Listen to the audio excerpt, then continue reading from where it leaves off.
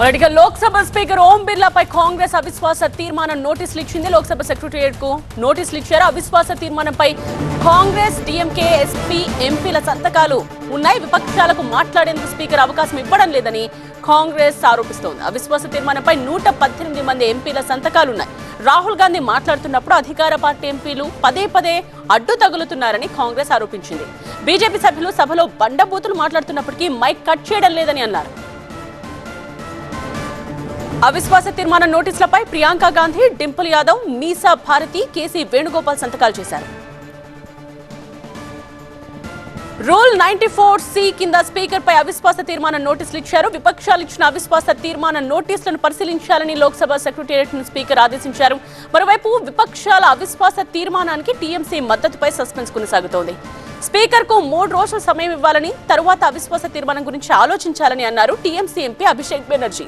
Speaker కు తమ డిమాండ్లపై కాంగ్రెస్ లేఖ రాయాలని సూచించారు.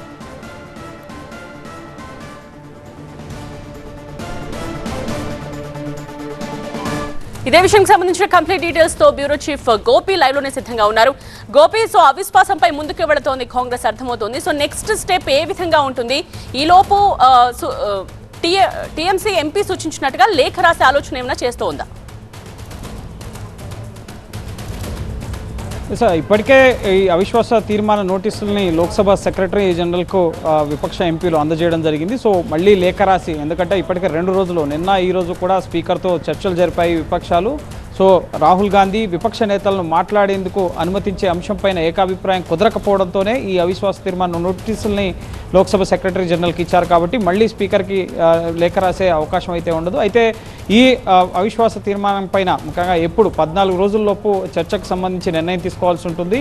ఈ నోటీసుల్ని లిస్ట్ ఆఫ్ బిజినెస్లో చేర్చాల్సి ఉంటుంది. ఆ తర్వాత ఎన్ని గంటలు దీనికి సమయం కేటాయించాలి అన్న అంశంపైన నిర్ణయం తీసుకోవడం జరుగుతుంది. సో ఈ వారంతోనే ఈ మొదటి విడత బడ్జెట్ సమావేశాలు ముగుస్తున్నాయి. కాబట్టి సో ఈ వారంలో ముఖ్యంగా దీనిపైన కేవలం బడ్జెట్ పైనే ఉభయ సభల్లో చర్చ అనేది కొనసాగుతుంది. సో నెక్స్ట్ సెషన్లో ఇటు మార్చి 9 నుంచి ఏప్రిల్ 2 వరకు జరిగే రెండో విడత బడ్జెట్ సెషన్లో దీనిపైన చర్చ ఉండే అవకాశం ఉంటుంది. అయితే ముఖ్యంగా రాజ్యాంగంలోని ఆర్టికల్ 94C ప్రకారం వీళ్ళు నోటీసులు ఇచ్చారు.